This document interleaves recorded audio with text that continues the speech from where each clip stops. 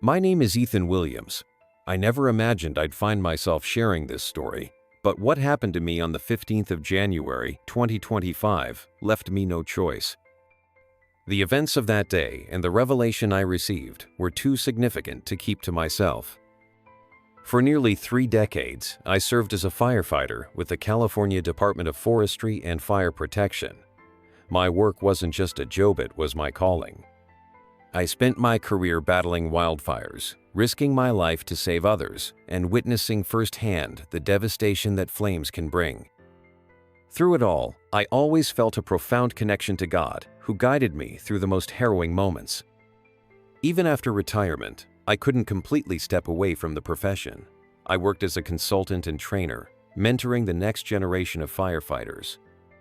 It gave me a sense of purpose, knowing I was still contributing to the safety of my community. That January morning, I was on my way to a fire safety training session at a local church. The day started like any other until it didn't. As I drove along the familiar roads, a sudden tightness gripped my chest. My breathing became shallow, and I felt a wave of dizziness. Pulling over to the side of the road, I thought I just needed a moment to steady myself. That was the last thing I remembered before my world went dark. When the darkness came, I expected to feel fear, but instead, I was met with something entirely different. The first sensation wasn't absence, it was light. This light wasn't harsh or blinding like the overhead glare of hospital fluorescence, nor was it warm like the rising sun. It was alive. It enveloped me, filling every part of my being with peace and clarity. It was as if this light knew me completely, and yet it loved me without condition. At first, I became aware of my surroundings in a detached way. I could see my body slumped over in my truck, motionless, as a couple of passers-by ran to my aid. There were sounds of distant sirens and muffled voices, but they felt far away, like an echo in a cavern. I should have been panicked, terrified even, but I wasn't. I felt no attachment to my physical body, only a profound calm, as though every fear and earthly concern had been lifted from me. Then I felt it a pull. Something was drawing me upward, beyond the scene of my lifeless body. I wasn't flying or floating, but being carried through layers of existence. Each layer seemed to peel back reality as I knew it, revealing deeper truths I couldn't comprehend fully. But that resonated with every fiber of my soul. With each passing moment, I sensed a presence growing nearer, one that radiated love and power in a way I had never experienced. This wasn't just love in the human sense. It was complete, overwhelming, and unconditional. It knew everything about me, every flaw, every failure, and loved me nonetheless. Then, I saw him, Jesus Christ. His presence was all-encompassing. He didn't just stand before me, he was in everything around me. His appearance was both familiar and indescribable, carrying an infinite tenderness and unimaginable majesty. His eyes held galaxies, yet, when they looked at me, I felt like the only soul in existence. "You are here for a reason," he said, though the words weren't spoken aloud. They resonated directly in my mind, carrying meanings far deeper than language could capture. This was no dream. It was only the beginning of something far greater than I could have imagined. Standing in the presence of Jesus was unlike anything I could have imagined. His love was palpable, radiating through me like waves of light. Yet, beneath that perfect love, I felt an urgency, a call to attention. He spoke again, not in words as we know them, but in a way that bypassed language entirely. His thoughts flowed directly into my being, layered with meaning that I could both understand and feel. "You must see the truth," he said. "What you are about to witness, you must share." As he spoke, the light around us shifted. Suddenly, we were no longer standing in the ethereal realm. Instead, I found myself looking down at California from a perspective that transcended the physical world. I could see the entire state, but not just its landscapes and cities. I saw a deeper reality. The spiritual and physical realms were intertwined, and the connection between them was undeniable. Below me, wildfires raged across vast stretches of land. Their flames consumed forests, homes, and lives, but what struck me most was what lay within the fires. I saw entire shadowy, writhing forms that moved within the flames, feeding on the destruction. They weren't physical creatures, but spiritual beings, alive and purposeful. These were no horned demons from stories. They were living shadows, embodiments of spiritual corruption. "Look closer," Jesus said, directing my attention to specific areas. I saw regions where the fires burned with an intensity that defied natural explanation. These were places of profound spiritual darkness, where human actions and choices had created fertile ground for these entities to thrive. "They influence without being seen," Jesus explained. "They do not ignite the fires themselves, but guide the decisions that lead to them. Greed, neglect, and the turning away from truth, all these choices open the door for their presence." I watched in awe and horror as the entities whispered lies into the hearts of people, convincing them that God was irrelevant, that truth was subjective, that comfort was more important than conviction. With every lie accepted, the darkness grew stronger, and the physical fires raged more fiercely. But amidst this devastation, Jesus showed me something else: light. In certain places, I saw pockets of radiant, brilliant light pushing back against the shadows. These lights came from individuals, families, and communities who had kept their faith alive. They prayed, lived in love, and remained steadfast despite the challenges around them. Where their light shone, the entities weakened and the fires struggled to spread. "This is the battle," Jesus said. "Not of flesh and blood, but of spirit, and it is not too late." The hope in his voice filled me with a strength I hadn't felt before. Even in the face of the overwhelming darkness, the light was powerful. It could grow. It could prevail. "What you see here is not the end," he continued, "but the choice must be made. Will they return to me, or will they allow the flames to consume everything?" The question lingered, and I knew it wasn't just for the people below, it was for all of us. As I stood with Jesus, the weight of what I had witnessed settled deep within me. The fires, the darkness, the spiritual forces at work, it all seemed overwhelming. But then his voice came again, steady and full of compassion. "It is not too late, Ethan," he said. "The fires are both a warning and a call. They are a sign of what happens when my people turn away, but they are also an opportunity for redemption." The scene around us shifted. I no longer looked down at California as a whole. Instead, Jesus showed me individual live snapshots of choices being made, small moments that had ripple effects far beyond what anyone could see. I saw families sitting together in prayer, their faith igniting a light so bright it pushed back the encroaching darkness. I saw churches transforming, not just into places of worship, but into beacons of hope where hearts were turned fully to God. "This is what I desire," Jesus said. "Not rituals or empty words, but a return to me with their whole hearts."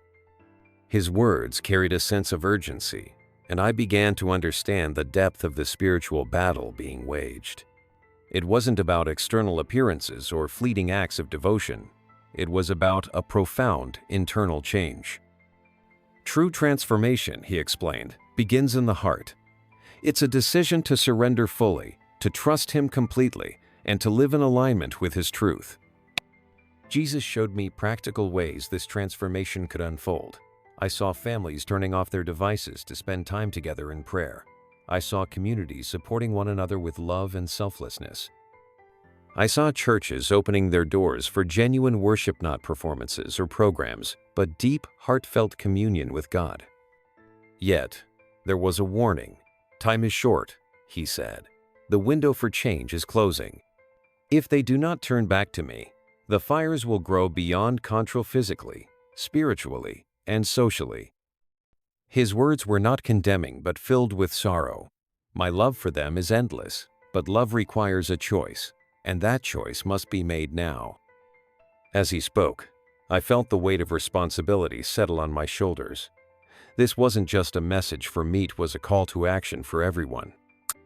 The air around us seemed to grow heavier as Jesus extended his hand, and the scene shifted once again. "Now, you must see what lies ahead," he said, his voice firm yet sorrowful. What I saw next will remain etched in my soul forever. First, he showed me a future where the fires were left unchecked, not just the physical flames, but the spiritual darkness that fed them. Entire communities were consumed, not only by destruction, but by division, fear, and hopelessness. People clung to material possessions as their foundations crumbled beneath them. I saw families torn apart by selfishness, churches emptying as faith was replaced with apathy, and a society that seemed to lose its very humanity. The fires spread endlessly, devouring not just land but the bonds that held people together. "This is the path of rejection," Jesus said. "When my people choose the ways of the world over my ways, this is what follows. They build on sand, and when the storms come, everything falls." The weight of what I was witnessing was unbearable. I wanted to look away, but Jesus gently placed his hand on my shoulder. "Do not lose hope," he said. "There is another way." The scene changed. This time, I saw a future filled with light. Families gathered in prayer, their homes illuminated by a love that radiated outward. Churches became vibrant, welcoming places of transformation. Communities supported one another, sharing resources and lifting each other up in faith. Even amidst challenges, there was resilience and hope. The fires still came, but they were no longer uncontrollable. They were met with unity and strength, their destructive force tempered by the light that pushed back the darkness. "This is the path of return," Jesus said. "When my people turn their hearts back to me, everything changes. Their faith becomes a shield, their love a weapon against the darkness. This is the future I desire for them." As I absorbed these visions, I felt both the weight of responsibility and the glimmer of hope. The choice was clear, but it had to be made collectively. Jesus turned to me, his gaze piercing yet tender. "You must share this. They must know what is at stake. The choice is theirs, but the time is short." Suddenly, I felt a pull, gentle yet firm, drawing me back toward the world I had left behind. The light around me began to dim, and the weight of my physical body started to return. Before I could fully grasp what was happening, Jesus spoke one last time, his voice filled with both love and urgency. "Remember everything you have seen," he said. "You were brought here for a purpose, Ethan. Share this message faithfully, without fear. The time is short, but it is not too late." His words carried me as I descended through the layers of reality, the vision still vivid in my mind. Moments later, I opened my eyes to the chaos of the physical world. Bright lights from the ambulance pierced my vision, and voices called out around me. I gasped for air, my chest heaving as though I had been holding my breath for an eternity. The paramedics, wide-eyed, informed me that I had been clinically dead for 9 minutes. What they didn't know was that those 9 minutes had changed everything. Despite what should have been a traumatic experience, I felt no fear and clarity. My mind was sharp, my heart filled with purpose. I realized that my time with Jesus had given me not just a revelation, but a mission. The weight of his words lingered. "Share this faithfully." As I lay in the hospital bed that night, I began to pray, asking for the strength to carry out what I had been shown. I understood that this message wasn't mine to keep, it was a gift meant for everyone, a call to awaken hearts and rekindle faith. The task ahead felt monumental, but I knew I wouldn't face it alone. I share this story now because I must. What I experienced was not just for meat, was a message for all who will listen. The fires consuming California are more than physical phenomena. They are spiritual warnings, urgent calls to return to what truly matters. This isn't about attending church more or following religious routines. Jesus showed me that true transformation begins in the heart. It's about choosing a life centered on Him, surrendering pride and distractions, and living in genuine faith.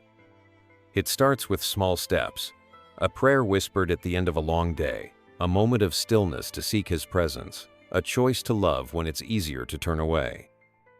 The future is not set. The darkness I saw, the devastation these, are not inevitable. Jesus made it clear. If we turn back to Him with our whole hearts, everything can change. The light will grow stronger, and the fires, both physical and spiritual, will lose their power. But time is short. The window for this choice is closing. I urge you, don't wait. Take the first step today.